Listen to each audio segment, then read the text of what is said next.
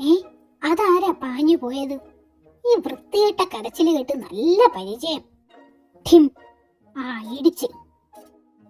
അയ്യോ അമ്മേ, മരണപ്പാച്ചില് കണ്ടപ്പോഴേ ഞാനിത് പ്രതീക്ഷിച്ചു. എന്റെ കുഴപ്പമല്ല, കുന്തത്തിന്റെ കൺട്രോള് പോയതാ.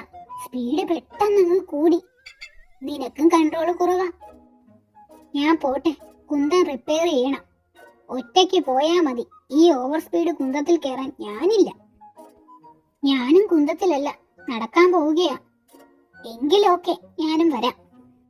ഏ എടാ, അത് കണ്ടോ? മായാവി. സൈലൻസ്. കിട്ടിപ്പോയി കേരള കുപ്പിയിൽ.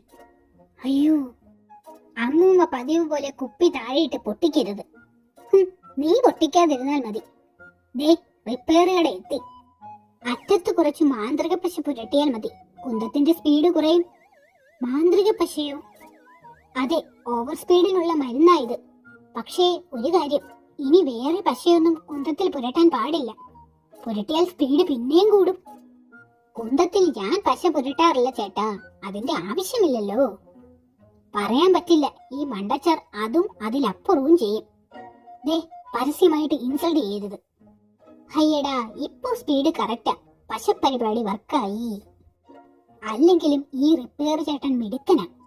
പണ്ട് എന്റെ കുന്തത്തിന്റെ അറ്റം വളഞ്ഞിട്ട് മുന്നോട്ട് നോക്കി വണ്ടി ഓടിക്കടാ. വളഞ്ഞ അറ്റം ചൂടാക്കി മാന്ത്രിക സ്പ്രേ. എടാ, വണ്ടി ഇടിക്കും. അയ്യോ ചക്ക. എന്റെ അയ്യോ, സ്പീഡ് കൂടി. ഇതെന്താ? കുന്തത്തിൽ ചക്കപ്പശ. അയ്യോ, കുപ്പി പോയി. താഴെ ഇറക്കണേ. അയ്യോ.